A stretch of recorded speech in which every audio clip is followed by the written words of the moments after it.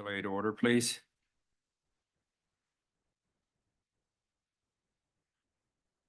Ready, salute. I pledge allegiance to the flag of the United States of America and to the republic for which it stands, one nation, under God, indivisible, with liberty and justice for all. You join me in prayer. Heavenly Father, Lord, we just come before you with grateful hearts, thankful hearts, Lord, for the way you watch over our city, the way you watch over our community, and for each and every one of our families, Lord. And we thank you for the rain that you brought our way. Pray that you continue to bring us that blessing and throughout this week and next week, and as well as our snowpack, Father, as we know we need it. But we just give you all the thanks and all the praise. Continue to walk with us. Help us to just go through this to what we need to do for the city to do our best for what needs to be done. And we thank you and praise you in Jesus' name. Amen.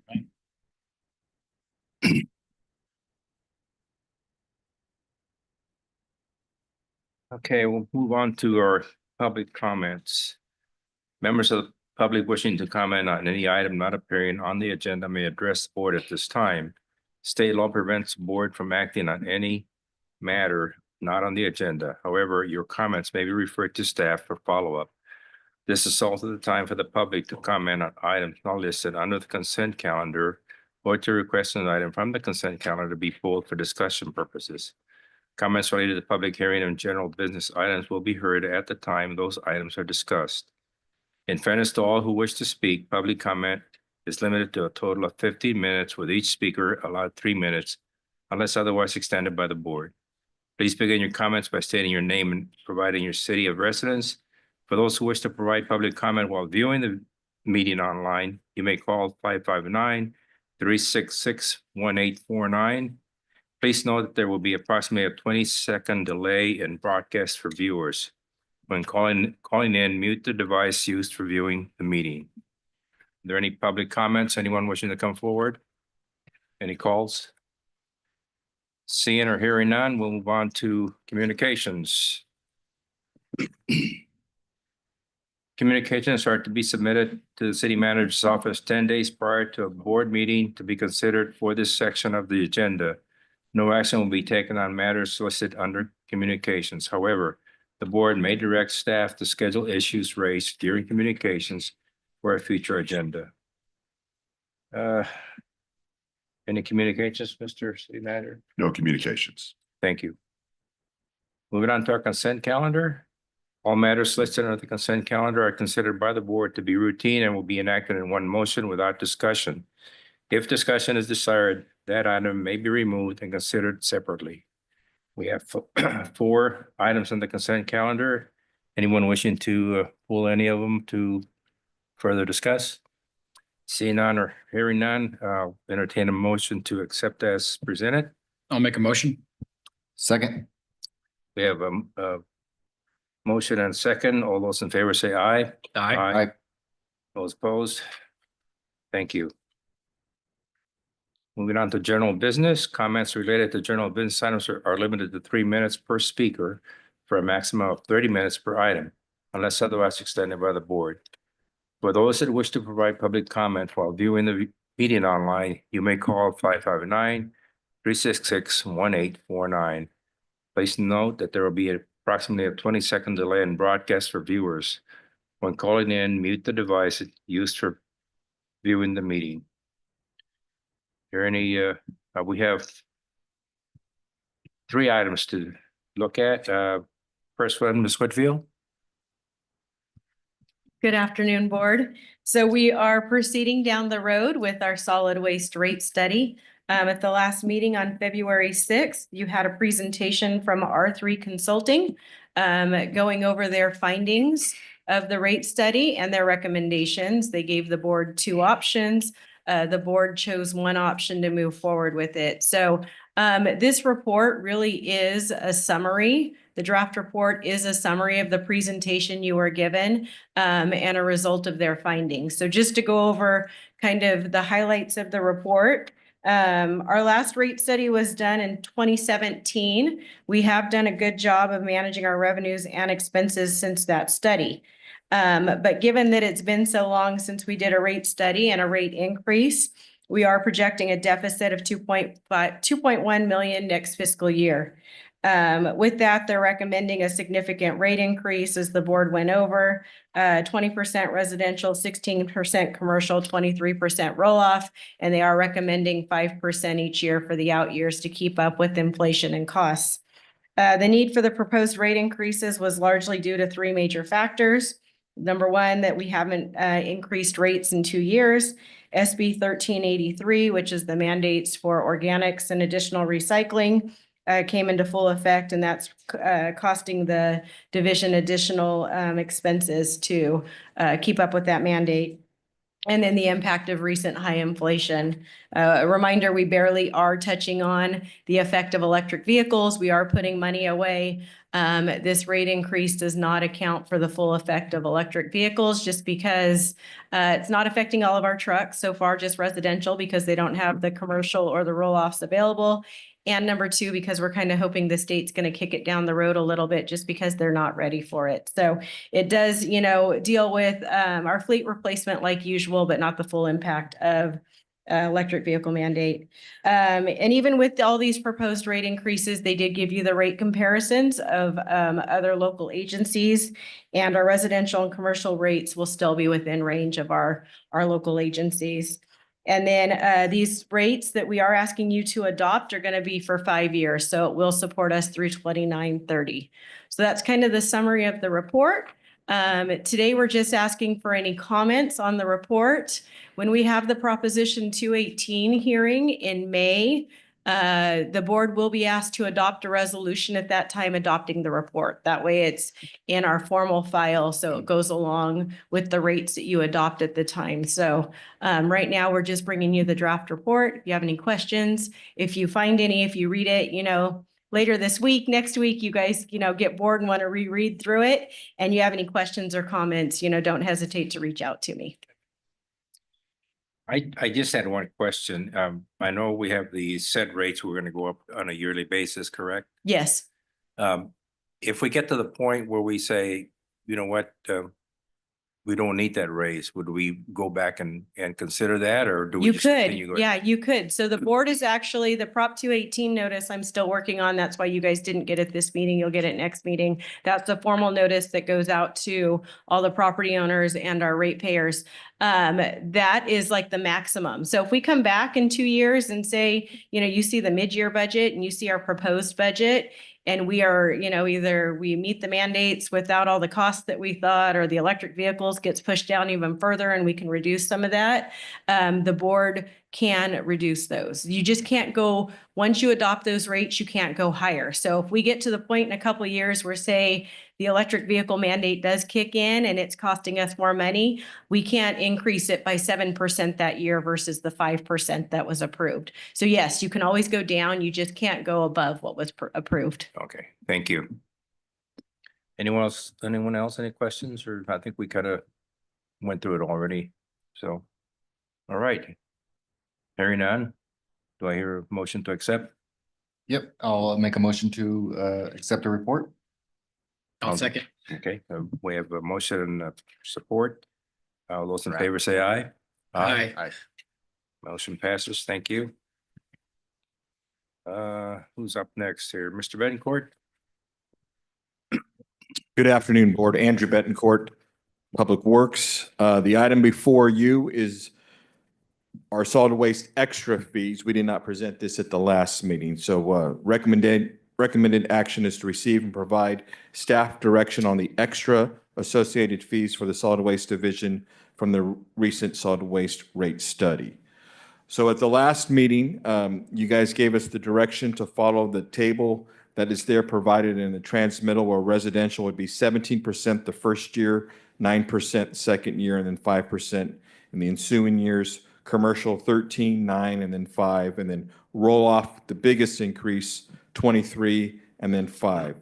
There are a lot of other fees associated with solid waste that have to be published, and there were some corrections that we needed to make that, again, most of the increases for the extras are in line with those formulas of 17.9 and 5 or 13.9 and 5, but there are some exceptions. And that's why we wanted to present those to you. If you guys have any questions on why something may be so much more than it was before, or why it's the same or that thing, but there were a few that I wanted to point out. The main one was the pool fee charge, which right now is at $6, would go up to 20. And then the return service for commercial bins would go from $10 to 25. And then the cleaning fees for commercial bins, which is a very small amount, but again, it is something that is very labor intensive, goes from $27.13 to $64. And the other big change is that when it comes to roll-off services, the roll-off landfill fees. In the past, the city of Tulare printed those rates, and we now feel that that should be the county of, whatever our fees are, should be our customers' fees. Because right now we say a rate, for example, we got called on it this week for construction and demolition.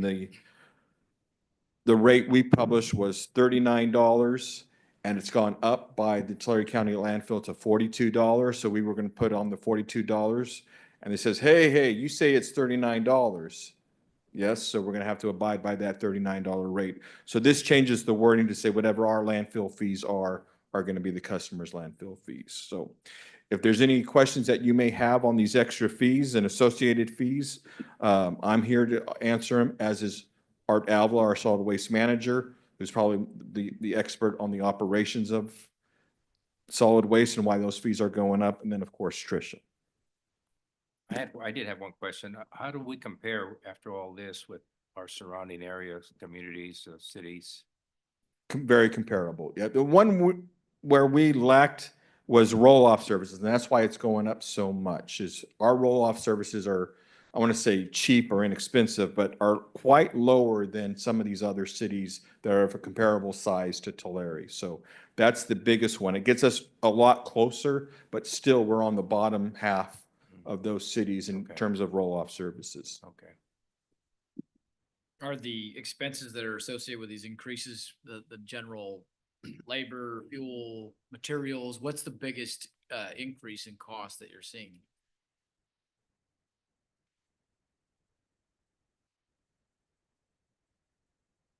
Good afternoon, Board. Art Alvarez, solid waste manager. The biggest increase is the labor that you have to go, like, to clean the bins. You have to go pick them up. You have to empty them. You have to clean them and then take them back. There's there's labor in that. So with like the roll-offs, like our turnaround fees, it takes time. It's an extra 10 to 15 minutes per bin because the driver has to set it down, pick it up, move it to a safe site, set it back down, get up, turn it around, pick it up again, take it to the landfill, and then do that all over again. So it's all labor. It's just the labor that is needed to do perform all these jobs. I might have missed this. Is this a once a year thing, or is this like the other study where we haven't changed this in a long time?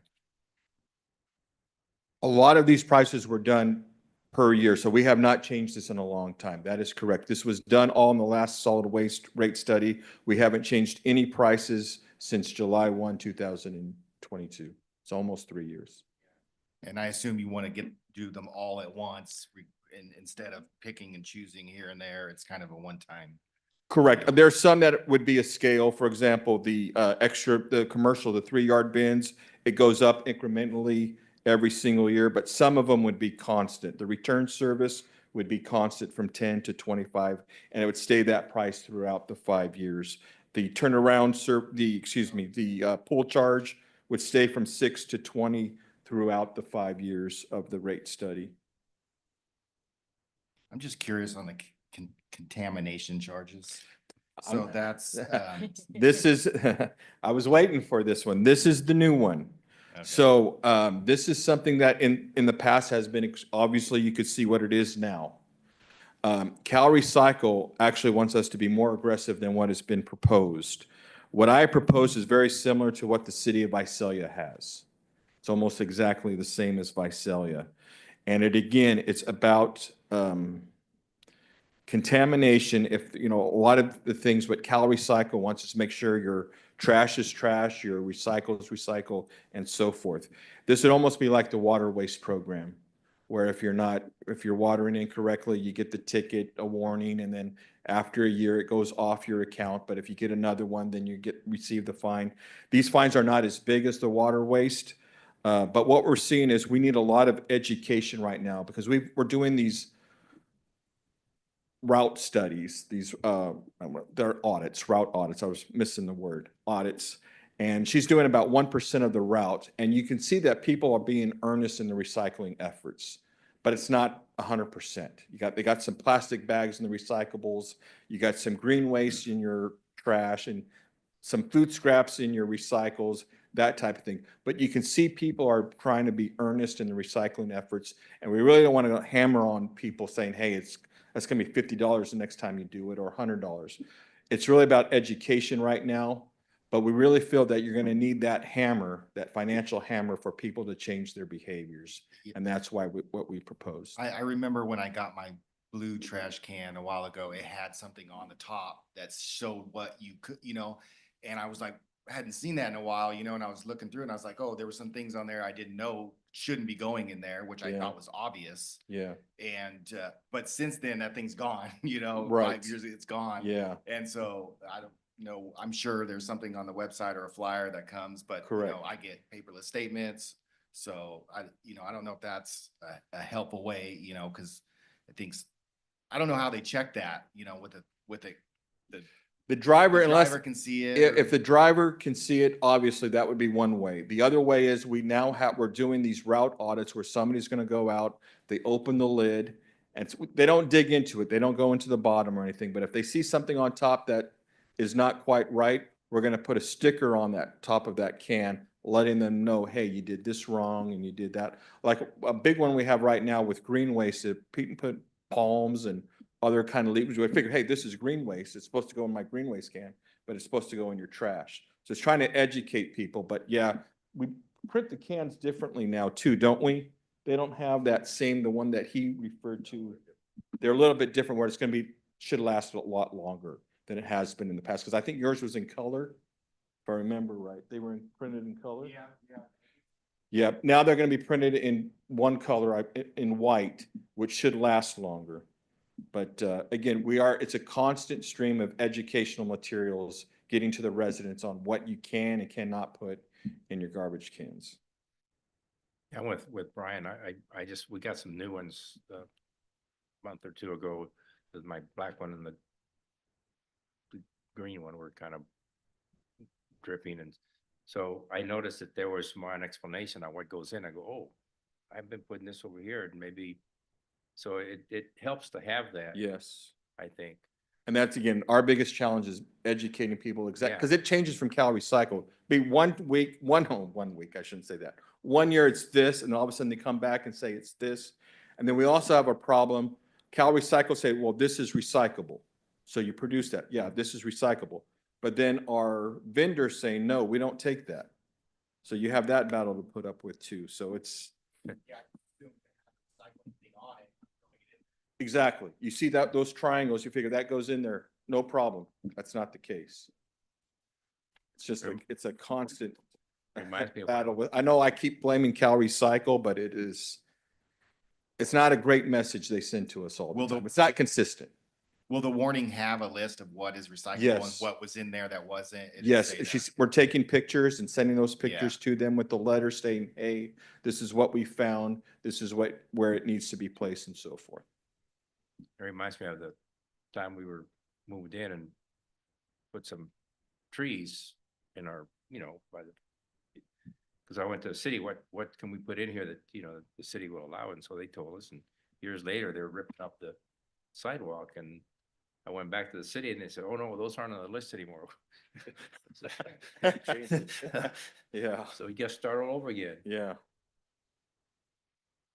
Okay. Yeah, but fines is not going to be our concentration, but we do know it's the best hammer we have if we need to get people to Yeah. turn things around.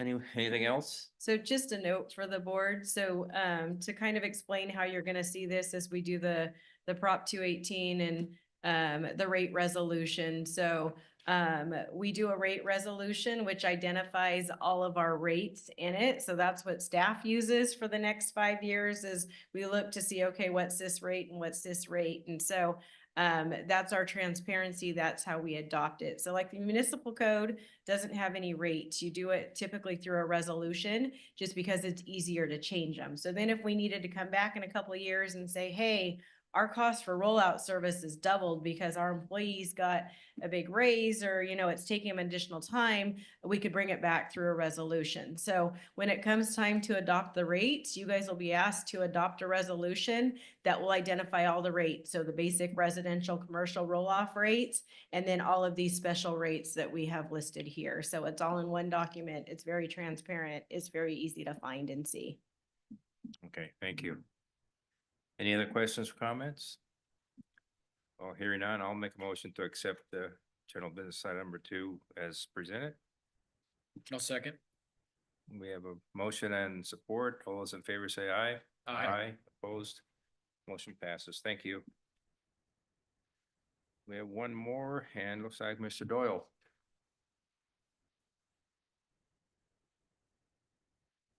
Good afternoon, members of the board. Tim Doyle, Assistant Public Works Director. Today I have I'm requesting award and authorize the city manager to sign a contract for the emergency repairs of well 35 and rehabilitation of that well. Well 35 sits on pretty much the corner of Bardsley and Mooney. It has one of our TCP treatment sites. It runs pretty much year round. Our operators went out in January and they noticed some extreme vibration. The well was starting to dance in the hole, which isn't good. They also saw some sediment and sand in the water. So that tells me there's a possible break. I'm hoping not extreme because it was very light and silty.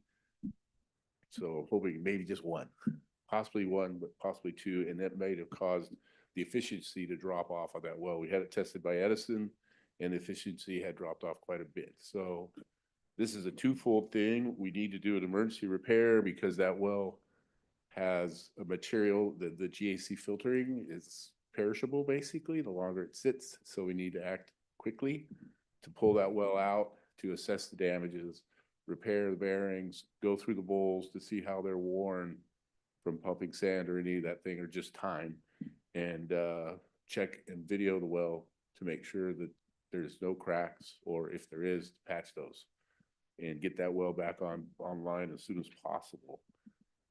We have funding available in our CIP. We do a CIP project for well rehabilitation on an annual basis.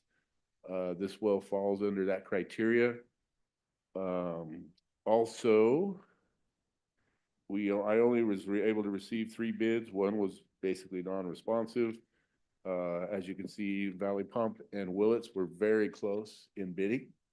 Our purchasing policy does allow for local businesses to have a 5% differential, and the actual amount was 4.9% going to Valley Pump.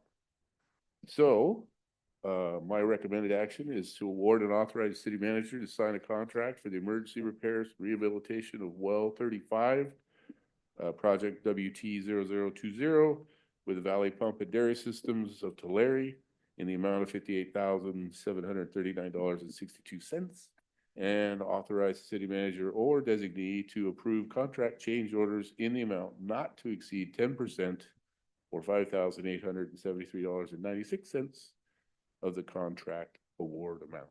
Any questions? Tim, how old is that well? Gosh, let's see. To be honest with you, I don't know, but I want to say it's probably 15 years. Well, It's older than that because I've been here 14 and it was constructed long before I was here. Was it? What did we do over there when the church hooked onto our? Yeah, so we got Oh, yeah. additional property from the church. Tim mentioned we added our TCP treatment vessels Oh, to that site. So that was the last time we touched the well, and that was probably 6 or 7 years ago, Tim? correct. yeah. Yeah, Okay, Correct. that's what I But remember. I would guess the well is 20 plus years. Yes, Okay. thereabouts. Yeah. Okay. I watched that one go in, so that's what, Yeah. it's been here within 30. Okay. But Tim made reference to it, so that carbon that sits in those, in the TCP vessels, you can't kind of leave it dry for too long or it kind of ruins the quality. So that's why we're bringing this as an emergency item, Yeah. part of it, just because we're getting into summer too. And, the time it would take to do a full-blown bid and go through that whole process would delay this. And so we're bringing it to you as an emergency because we're worried about the TCP or the carbon. And then we'd like to get it up and running by, May 1st. That's the goal. Before it gets hot and we start, everybody's running their sprinklers every day. Did I see that they haven't videoed it yet? They have not done anything. So they So didn't put- basically, yeah, they- it's dancing in the hole and we've left it. Right. And then we had to make decisions and because like Tricia alluded to, this is an emergency situation. I just solicited bids through people that have done our work before. And they came back and it has all signs of a possible break. It has, the efficiency shows that there's something wrong with the bowls and wells just aren't made to dance. Right, and they build in 2 swedges or 2 patches. Right, Right. right. So what happens if there's 3? Then if They're it's, just gonna, if they're it's gonna eat over- into that 10% or? yes, we'll start with the 10%, and then if it exceeds the amount that we brought here today, then we'll have to bring it back to the board. Okay, so the video will tell us exactly what they're gonna do. Right. Okay. We've had that issue on one of the wells when we did rehabs, I think a couple of years ago, where we ended up with like 11 rigs and we had to bring it back to the board. And then we had issues at the Del Lago where we had to fill it in with concrete. So we'll bring it back to the board if it exceeds our 10% just allows us to keep the project moving. But, to stay within our purchasing policy, it all has to come back here. Gotcha.